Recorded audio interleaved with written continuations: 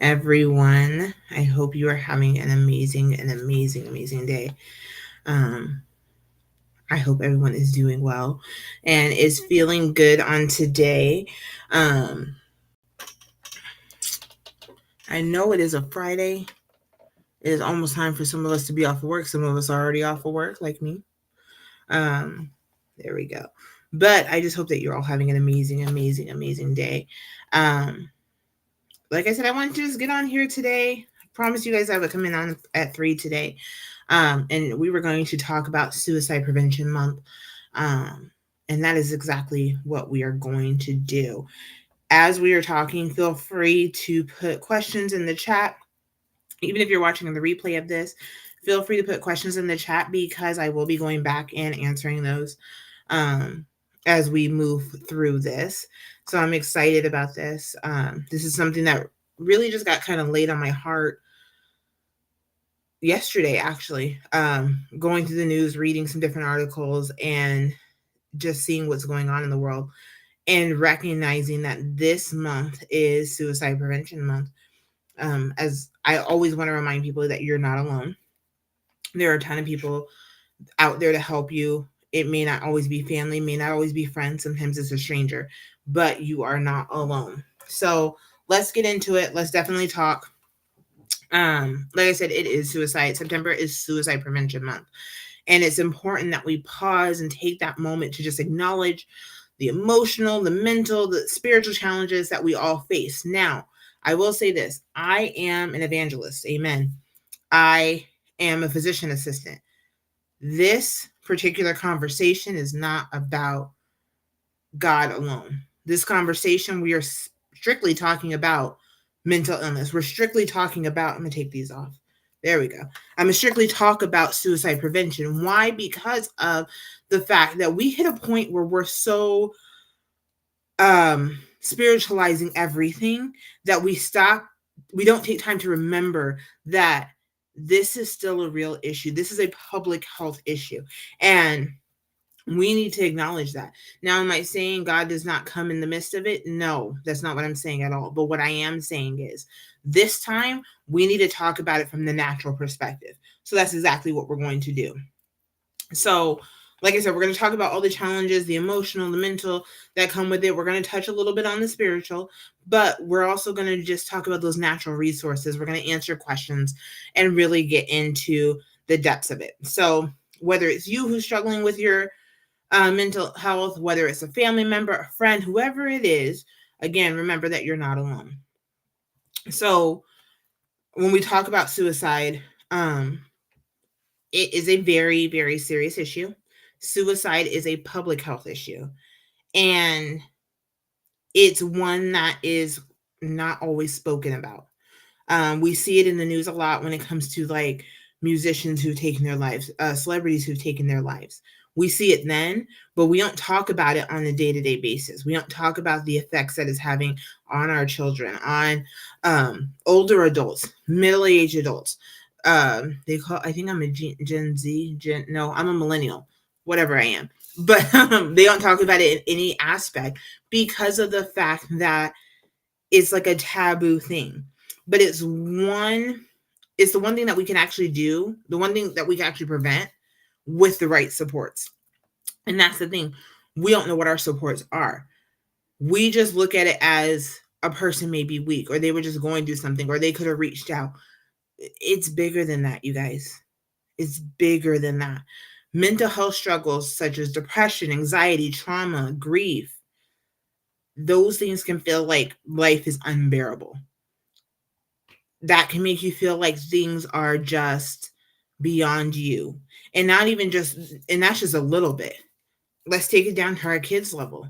They go through depression, they have anxiety, trauma, grief, bullying. That can make it seem like it's unbearable. And those feelings may be temporary, and with the proper help, we can overcome them. But when they hit the point where that temporary feeling feels like it's the only thing you can breathe, think, anything, it's overwhelming. It can be overwhelming. And people who are suffering with these overwhelming thoughts, people who are suffering with these overwhelming feelings, often turn to suicide. Maybe they have a glimpse of that thought, or they actually work to carry out that plan. So when we talk about suicide, what are some of the things we can watch for? So some of the things we could watch for: talking about wanting to die, feeling hopeless if a person's withdrawn from their family and friends, if they no longer have the desire to do certain activities, um, an increase in alcohol or drugs. Now, I'm not saying this person's going to be a drug addict, but all of a sudden you notice they're experimenting more. If you notice somebody's giving away their possessions, and possessions like things that are treasured to them, things that mean something to them. Dramatic mood swings. That's a huge one. One minute they're happy, the next minute they're crying. One minute they're crying, and the next minute they're laughing. Those dramatic mood swings. Anger. Those are all the signs that you kind of want to look for. Now, there are more. There are more. I'm not going to say those are the only ones. There are more.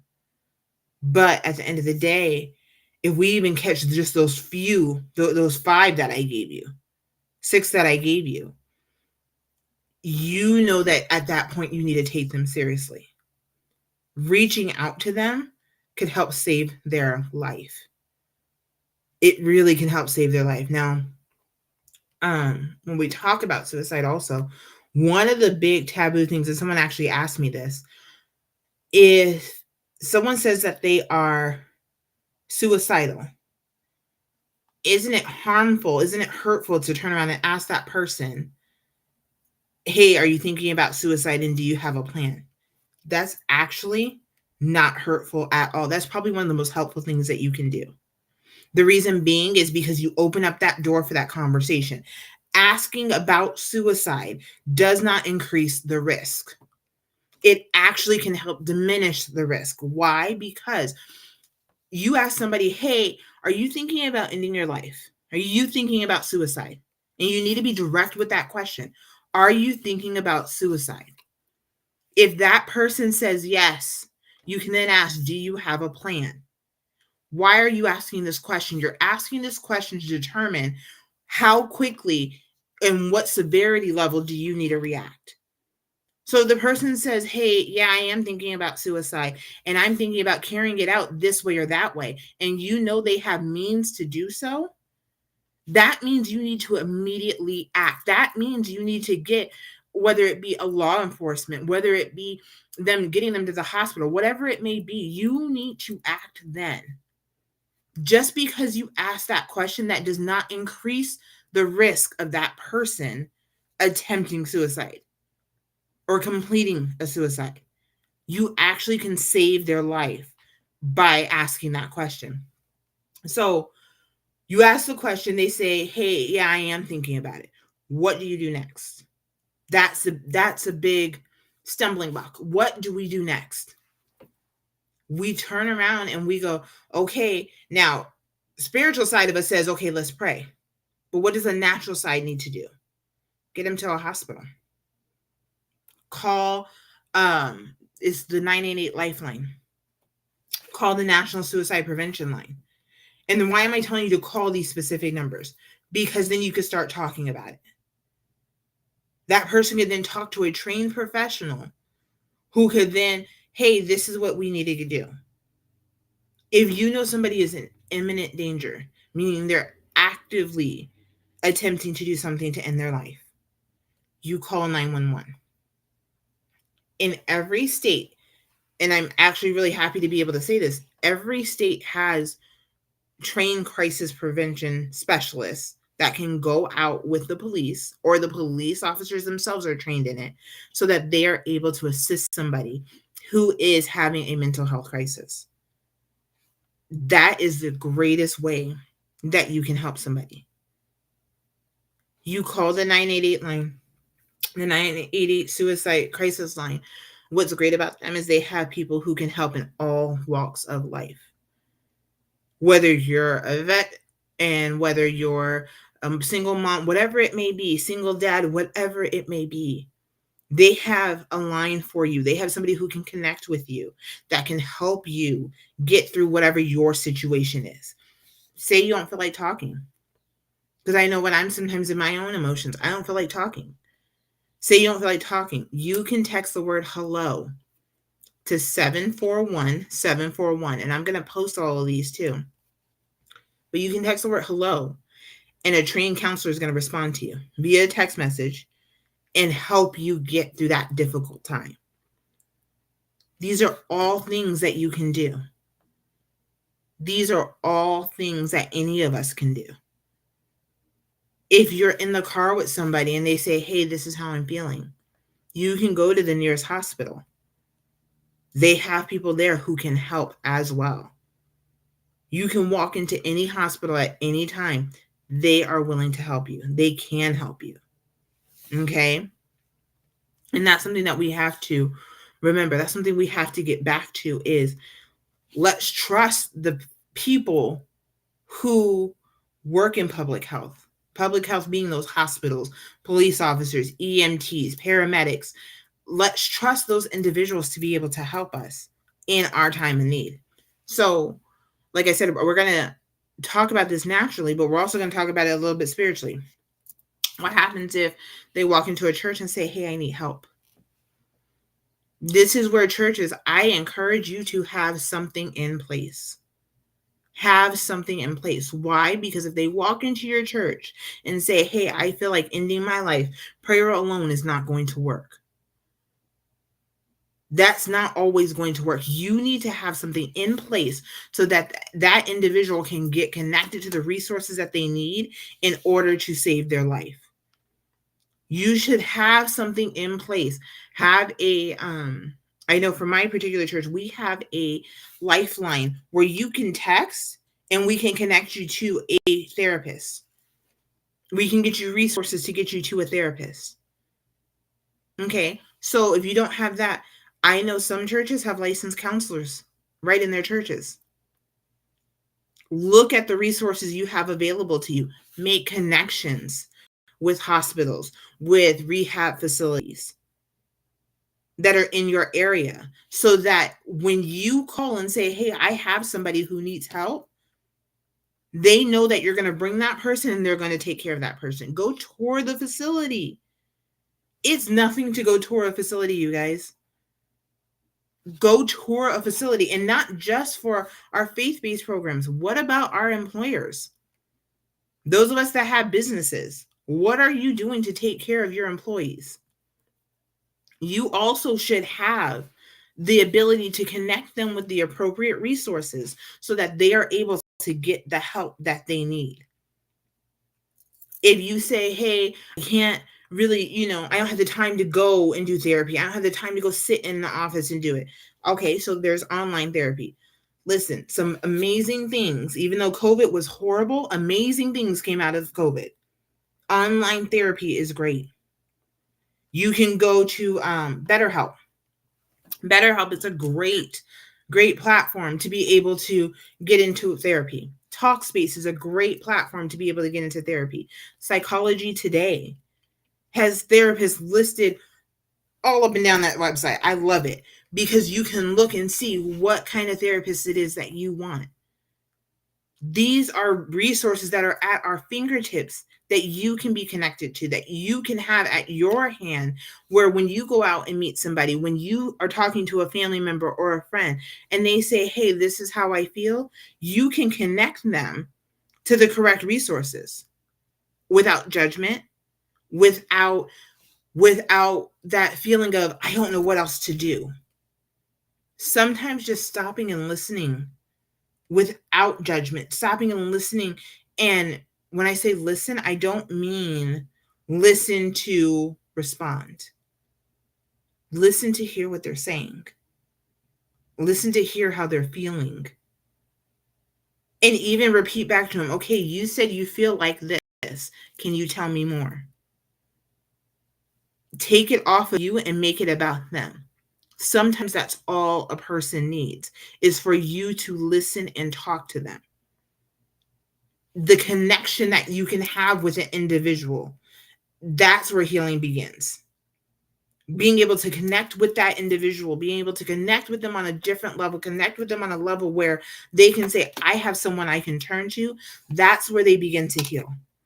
That's where we need to be able to get people to. So in order to do that, look at your natural resources. We use Google and the internet like crazy. Back in the day, people would say, go get the white pages, right? Use the internet to your advantage. Instead of sitting there scrolling and looking at shoes, why not scroll and look at what facilities are in your area? Look on their websites. They a lot of times can tell you what their admission criteria are. See what their hours of operation are. Reach out to them and say, hey, I just want to get more information about you. Why? So that you have that information in your repertoire, in your whatever it may be, your pocket, your phone. Because we all make sure that, listen, we all make sure we got these, right?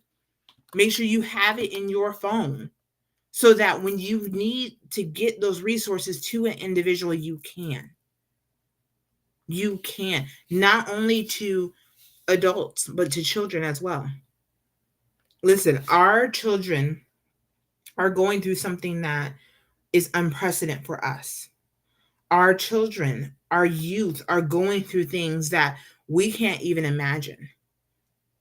I kept my children home from school yesterday.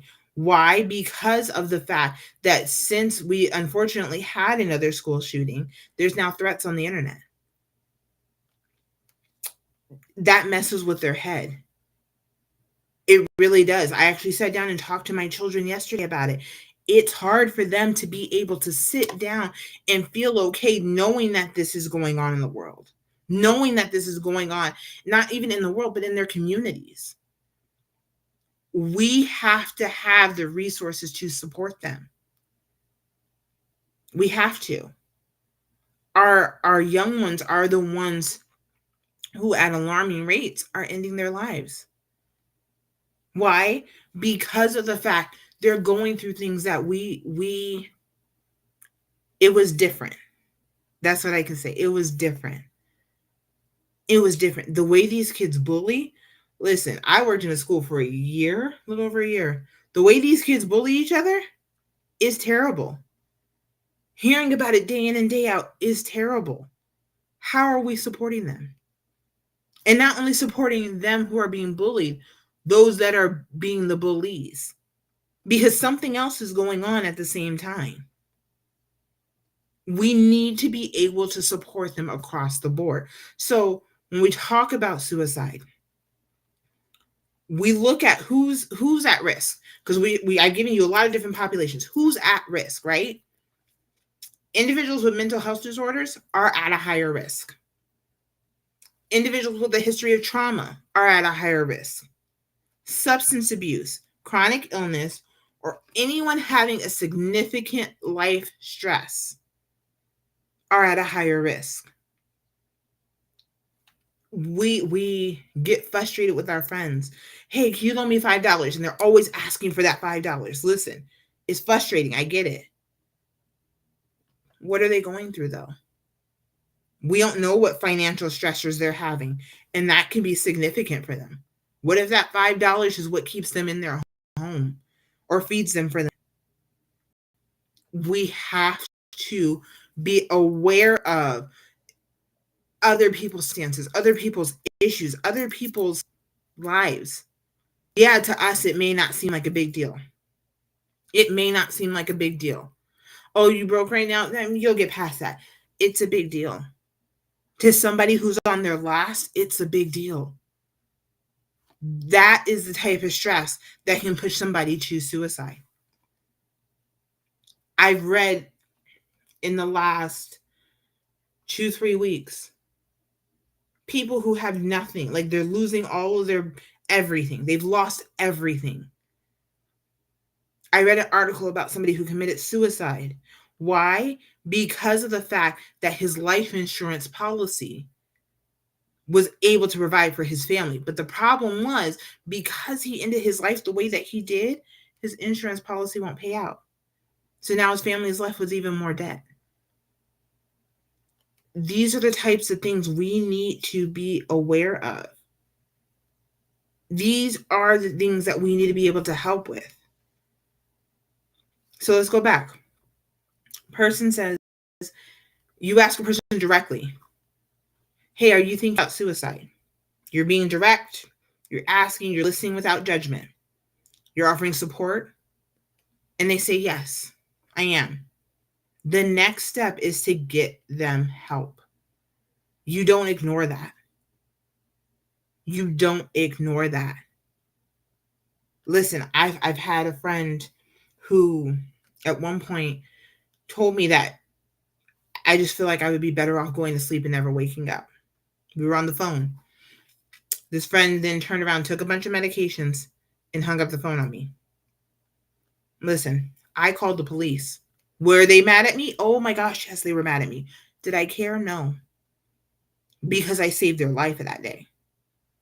Because that was the day that my friend could have went to sleep and never woke up again. Because I asked the questions that I asked. I was direct with that person. Pay attention to individuals who are always trying to smile despite how they feel. So if they're always smiley, smiley, smiley, but you know a lot's going on at home, be there for that person. Be there for that person. If you know, if you're close to that person, you know behind the scenes they got so much going on, but they're smiling all the time. Be there for that person. Those are the ones. The thing is this: people who end their life by suicide, people who complete suicide, okay, typically do it when no one else would think that it's a problem. They go from these really low lows, they're crying all the time. They're depressed, they're everything in the world seems like it's going wrong, and you know it. And then all of a sudden they're happy. You think everything's okay. That is the most dangerous time for a person. Why? Because they have made up in their mind that they are going to move forward with their plan. And that is when they typically act. We have to have those strong relationships. We have to have the access to mental health care.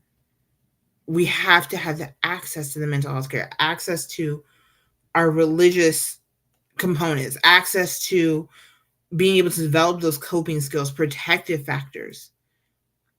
And the only way we can have access to them is by one person, at least one person knowing where to turn to. Being connected to one person who can turn you to the right direction or turn someone to the right direction is going to be what saves a life. I got asked, can talking about mental health reduce suicide rates? Yeah, it can. Why? Because you're having an open conversation, reducing the stigma and encouraging open conversations about mental health. That's an early intervention. That alone is an early intervention. Listen, in medicine, we talk about early interventions all the time. So, example, you're getting ready to go into a surgery. You get loaded up with antibiotics, right? And nobody ever understands, why are you on so many antibiotics? We're opening you up and we're introducing all the bacteria in the air, because as much as it's a sterile environment, there's still bacteria in the air. So we're introducing all these little foreign bacteria in your body, and we're trying to prevent, we're doing an early intervention to prevent you having any complications, any issues. Because an infection, listen, an infection can kill you. After a surgery, an infection can kill you. So we're going to put all those antibiotics up front to create that barrier, to be that early intervention to help you. It's the same thing about talking about mental health. It's the same thing talking about suicide. It's an early intervention because we're opening that door. We're creating that barrier so that we then can help you get ahead of the situation. We have to have that in place. And I'm looking at some of the questions I got asked on my social media in the last 24 hours, which there was a lot. We're only going to touch on a few. One of the questions I got asked was, what are some myths about suicide? A common myth is if a person is talking about committing suicide or completing a suicide, they're not going to do it. Or another myth is suicides happen without warning. That's not true. That is not true. I have seen people, I've known people who have talked about it and acted on it. That's not true to say that if they're talking about it, oh, they just want attention. No, if they're talking about it, they're asking for help. They are asking for help. That is your first, listen, if a person is talking about ending their life via suicide, by way of suicide, that is your opportunity to intervene.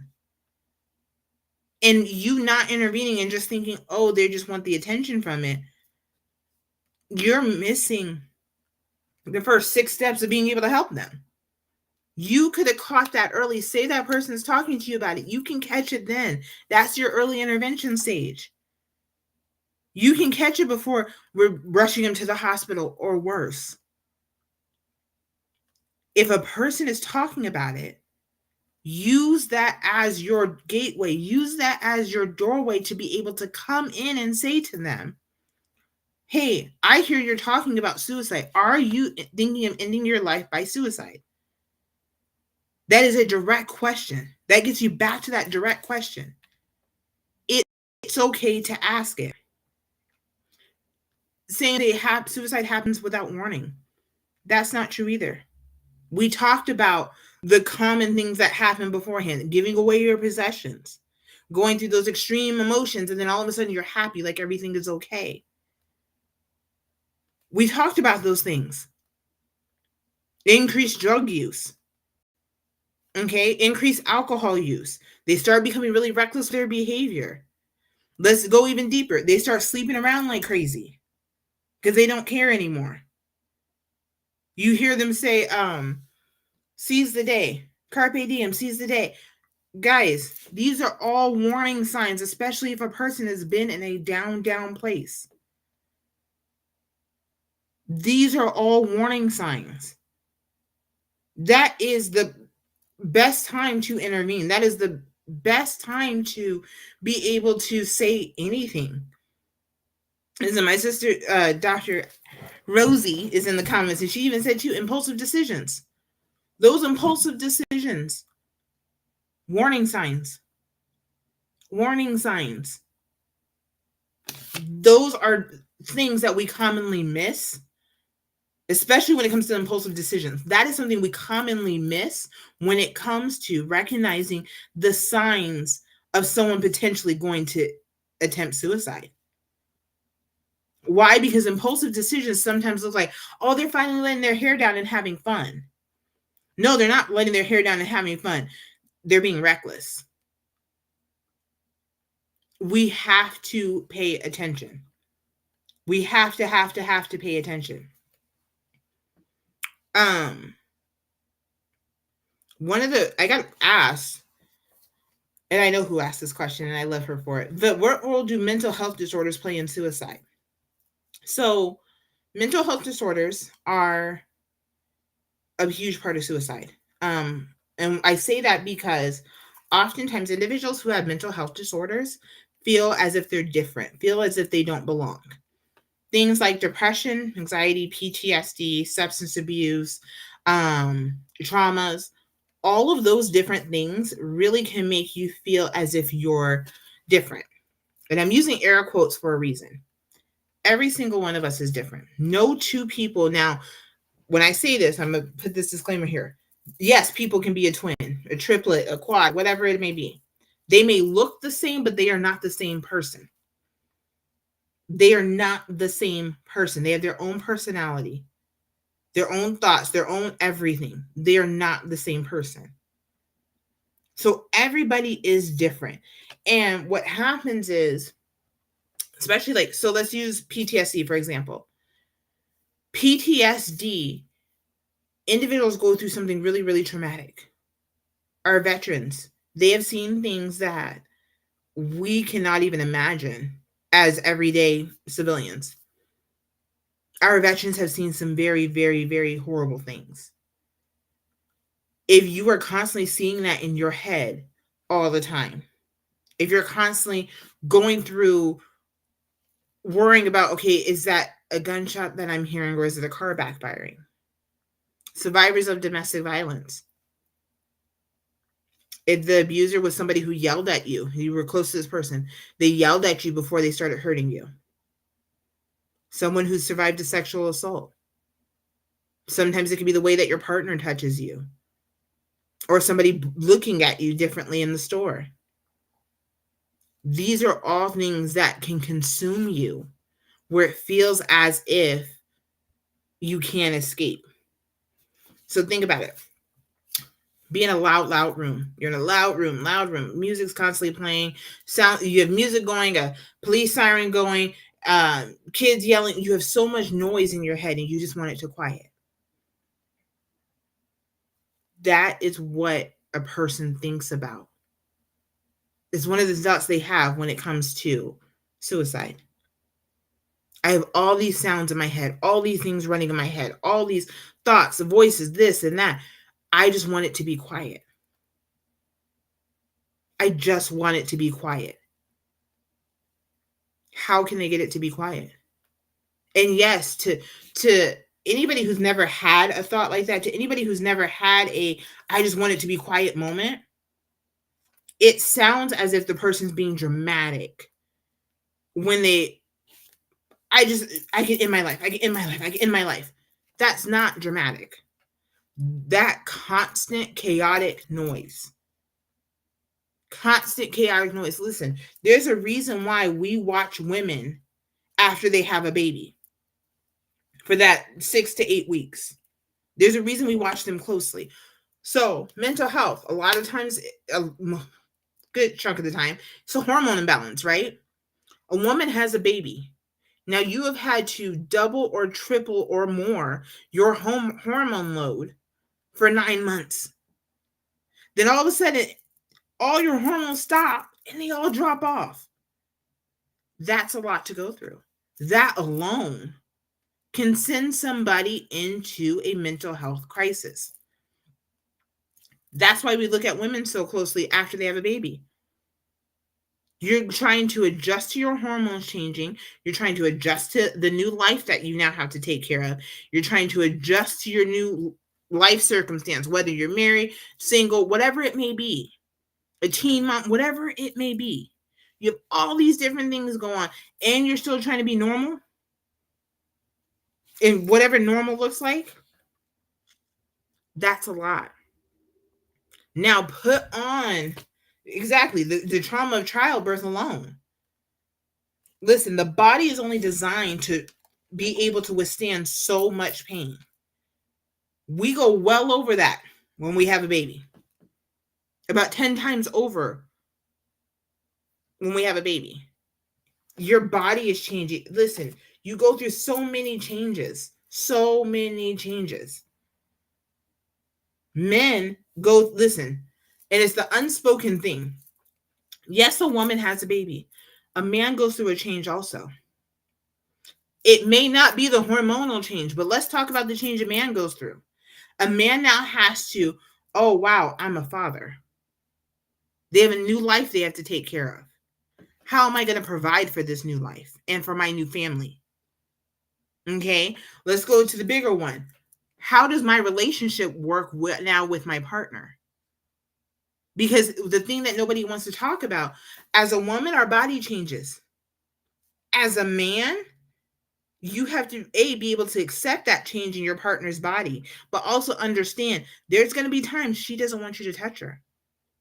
She may not be all lovey-dovey or whatever it may be. That's a big change. That is a big, big change. And for somebody who's already suffering with self-doubt, someone already suffering with whatever it may be, insecurities, male or female. Throw all that chaos into the mix. You have that constant noise in your head of you're not good enough. Why are you here? They don't need you. As well as the natural noise of the baby screaming, the laundry needs to be done. Oh, something's burning on the stove. You just want to be quiet. Want it to be quiet. Men in their head can experience she doesn't want me. Why? That's something they've gone, like Dr. Rosie just said, that's something they could have gone through in their own childhood. Feeling unwanted. That's a lot to go through. And you have all this noise coming in at your head. And at what point do you actually stop and say, okay, let me get help? When we just want it to be quiet, we can walk away. But somebody who is dealing with a mental health issue, someone who's dealing with a giant trauma, someone who's dealing with PTSD, someone who's dealing with depression or anxiety or whatever it may be, that can become overwhelming. And that overwhelmingness and that wanting it to just stop, that's how mental health plays into suicide. That's how mental health can play into suicide. I had somebody ask me about grief and loss. Now that you brought that up too, I had somebody who asked me about grief and loss. And the question was, why do people feel as if they need to end their lives after someone passes? Imagine somebody you cannot live without, and all you want to do is be with that person. You spend every waking moment with that person. Every moment with that, every memory you have is with that person, and now they're gone. And in your head, if you're gone also, you're now with that person. Grief is something that we'll never truly 100% understand. Loss is something we'll never truly 100% understand. But it is something that is a roller coaster. Because those of you that know, grief has several stages. Several different stages. It is not a point A to B and you're done.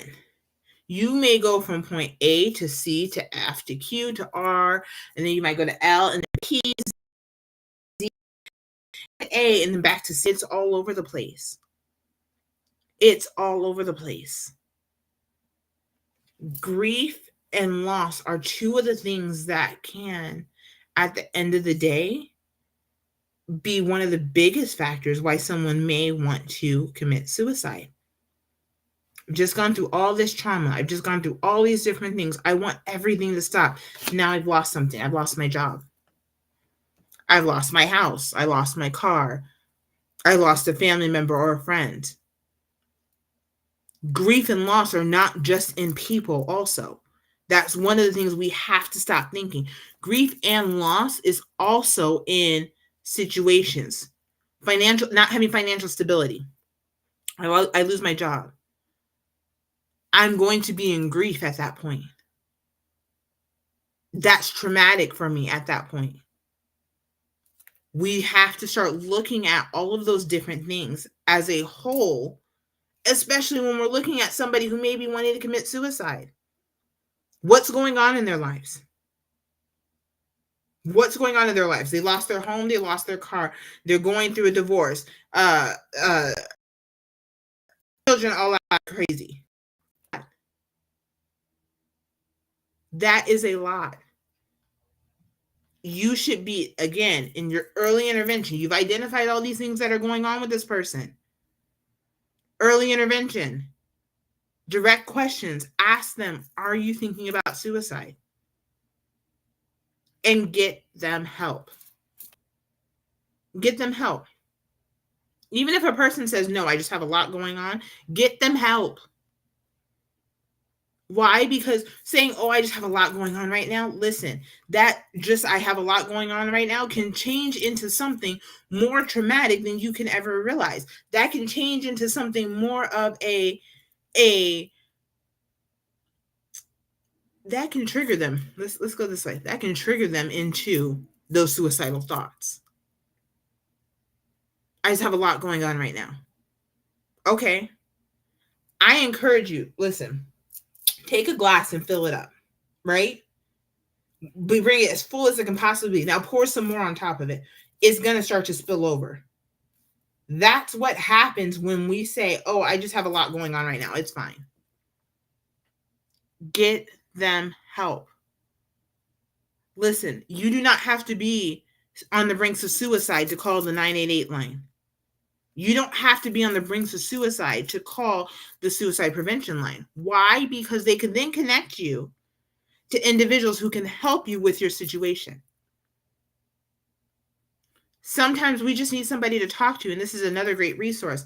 Sometimes we just need somebody to talk to, right? And we don't want to talk to family and friends. Why? Because we don't want to hear their opinions. Me. We don't want to hear their opinions, right? But we need somebody to talk to. Did you know the United States has what are called warm lines?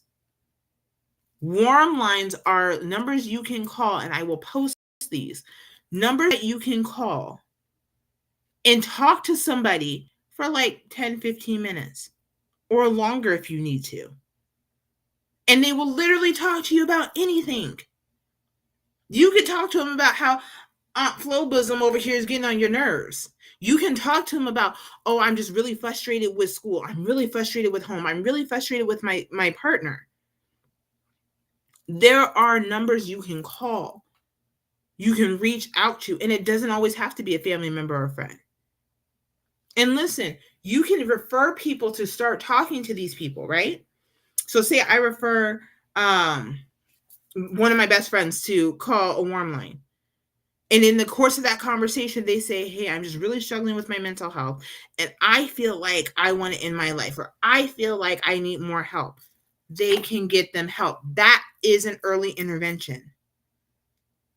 Again, early interventions. That's the big thing. We have to intervene. We have to intervene.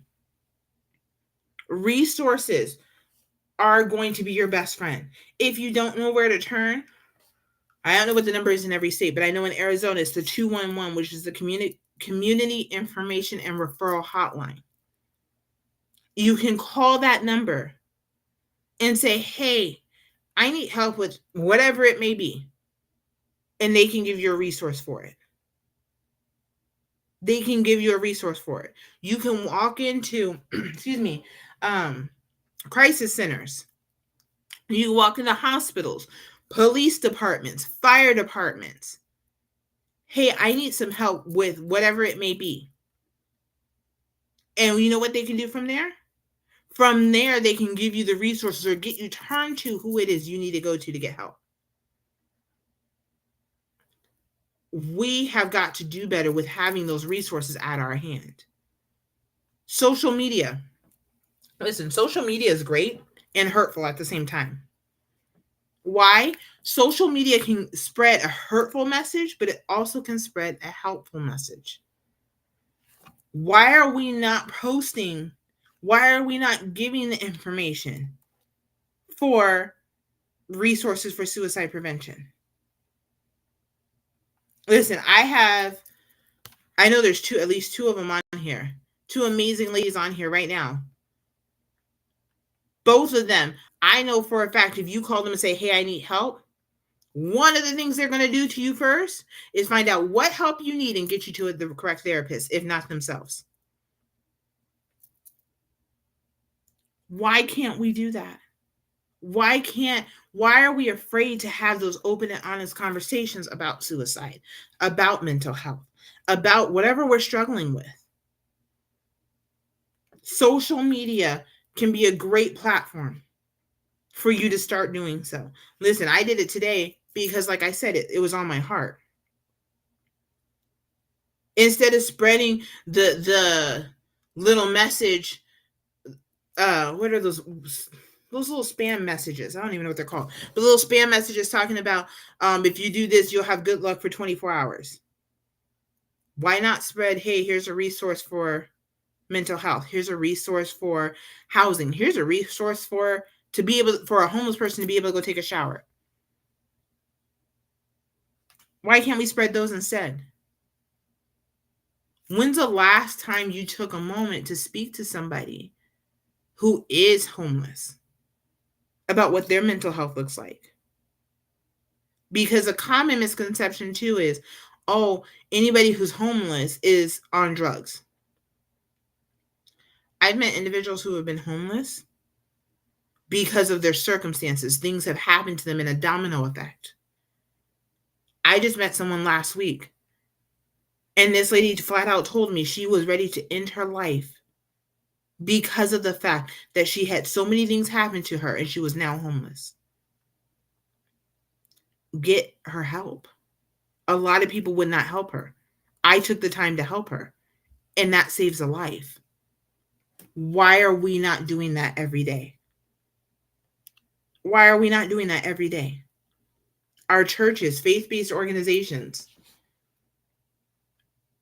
Yes, you can offer that spiritual counseling. Spiritual counseling is great. But again, get those connections in place. Encourage open conversations about mental health. It is not the devil to be able to speak about mental health or suicide. It is not the enemy to talk about substance abuse. You can save a life. Pastors, preachers, evangelists, listen, y'all can be saving lives just by having these open conversations with your leadership. Listen, leaders of the church be going through things you would never even know. Pastors alone are committing suicide at an alarming rate. Why? Because of the stress of ministry. The stress that they can't talk about. Have these open and honest conversations. Having these open conversations, having things in place, not only for your congregation, but your leadership as well, is a fantastic opportunity for everyone to be whole. And here's the thing. How can we be whole? Listen, I'm going to go on this for a moment. How can we be whole? How can we be preaching about wholeness in the body of Christ, but we're not whole ourselves? We're not right ourselves. We just got up that morning. Okay, let me go do this. I don't even feel like living. I don't even feel like getting out of bed, but let me go in here and pretend like I'm happy. Let me go in here and preach this house down. And then when I get back home, I'm still going through the hell that I'm going through. We have to be in a place where we ourselves are whole. We ourselves are healthy so that we can help those that need help. I cannot stand before anyone and say, oh, yeah, I'm good, when I know I'm not. That's like if I stood here and cut myself and then went and go touch all my walls. What's going to happen? I'm going to have blood all over all my walls. That's what you're doing when you are not healthy mentally. That's what you're doing when you are having those chaotic thoughts in your own head. And then you go and try to pray over somebody, encourage somebody, or you try to go into work. Oh, yeah, I got this. I got this. You do more damage than good being unhealthy and unwhole, trying to help others. Fix yourselves. Fix yourselves. We have to get to a place where we are whole ourselves so that we can help those in need. Listen, you cannot preach to anybody about Jesus, anybody about anything. Talking to them about how, oh, yeah, you need to get off these drugs, and they're homeless. Guess what? They don't care about that right now. What they care about is their next fix. What they care about is getting where they need to get to. You can't sit there, oh, yeah, you need to go to church, and they're hungry. You can't sit there and say anything or teach anyone about anything else when their mind is clouded in all of these chaotic thoughts. How am I going to be okay tomorrow? In 5 minutes from now? In 5 days from now? If they're thinking of ending their lives and you're over here worrying about something trivial to them it looks like you don't care. Stop focusing on these small things. These small things about, oh, well, if you just come to church, you'll be all right. Or if you just make it through tonight, you'll be all right. No, that is one of the world's worst things that I hate. Someone can say, oh, I'm suicidal. Oh, just get through tonight. You'll be all right. No. No. Yes, they could take it one day at a time. Sometimes they can't even take it 5 minutes at a time. And guys, what happens is you're saying, oh, just get through today. We'll be okay. We'll pray about it tomorrow. We'll pray about it right now. And you can just get through today. No. What about the next 5 minutes? What about the next 2 minutes? It literally takes less than 2 minutes for somebody to end their life by suicide. When a person says that they are having these thoughts, when a person says that they're actively thinking about suicide, if a person actively discloses a plan to you to end their life by suicide, the worst thing you can say is, let's just get through today. They may not be able to. And you just disregarded their feelings and you just gave up hope on them. They have no reason to talk to anybody else. They have no reason to do anything else. Why? Because they know at the end of the day, you're just going to worry about tomorrow. You're too busy for them today. We got to do better. We have to do better. For our youth. And this is something that I am actually happy about. One of my son's friends, and my son is getting ready to be 14. One of his friends has my number because he struggled with his mental health at one point. He said, I can't talk to my parents. I just need to talk to somebody. That parents, be a place where your children can actually talk to you. Now, I'm not saying y'all got to be best friends because listen, parents, we're not friends. We're our kids, for lack of a better phrase. We are, but we're not. We're there to raise them. But at the same time, part of raising them is being able to have healthy conversations with them. Healthy conversations. Get a, and I know I talked about this on a live with Dr. Rosie at one point. Get a journal with your kids, your safe place journal. And what you do is you guys can write messages to each other. They could write how they're feeling. If they're not able to talk about it, they could write it out and have a designated place in your home where if they leave the journal there, that means they want you to read it. And you could read it and respond back to them, whether it be writing back to them or sitting down and having a conversation with them. When's the last time you went out to eat with one of your kids, just one-on-one? It sounds, oh, I don't need to do that. Have dinner one-on-one with one of your kids. Why? You can learn a lot about what your child is going through. A lot about what your child's going through on a day-to-day basis. Things that they're struggling with in school.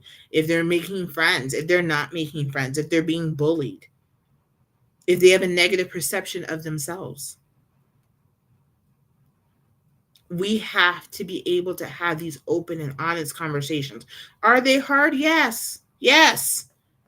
Yes. But at the end of the day, as a medical professional, I would rather you be having these conversations at home than I'm having the conversation with you that your child just ended their life or your loved one just ended their life and we don't know why. I would rather you be having these difficult conversations at home than me having to pronounce the time of death on your loved one. Don't you think that messes with us as providers? Don't you think that messes with our mental health as well? Listen, it's not easy. These conversations are not easy. They will take a toll on you. Church leaders, when's the last time you asked your pastors if they're okay? These conversations are not easy. but they're necessary. They are necessary. It's time that we get back to making sure people know you are not alone. You have people who are there to talk to. Even if it's a complete stranger, you have someone there who loves you, who cares about you, who wants to know what's going on with you. Not just for a paycheck. They genuinely want to know what's going on with you. Talk to somebody. If you go to your doctor's office, stop lying on those questionnaires when they ask how you're doing. Be honest. Be honest. There's nothing wrong with being honest about how you're feeling. So I hope you all were able to take something away from this. Like I said, I'm going to post a lot. I'm going to post a lot, actually. But I'm going to post the warm line numbers. I'm going to post different resources that are available. The 988 line, the texting line that you can use, BetterHelp, Talkspace, Psychology Today. I'm going to post all of these things. Why? Because I want you to be able to get the help it is that you need. That I want you to be able to be that beacon of hope. I want you to be able to be that early intervention. So I'm going to post all of these. If you need me to send you more of them, because listen, I have a whole book of them. If you need me to send them to you, inbox me, let me know, email me, text me, whatever it may be. Get a hold of me, comment, I'll send it to you. I will send it to you so that you have the resources to be the early intervention to help somebody in need. I hope you guys all have an amazing, amazing rest of your day. We're going to definitely be doing more of these, talking about different mental health issues in the coming weeks. We are definitely going to be doing more, especially in October. Especially in October. In October, we have World Mental Health Day, and we're definitely going to be talking then. So be on the lookout for that. But I love you all. I pray that you guys have an amazing, amazing day, and be the beacon of hope for somebody. And remember, you yourself are not alone. Be on the lookout for all the posts, and we will definitely be talking later. I hope you guys all have a great day.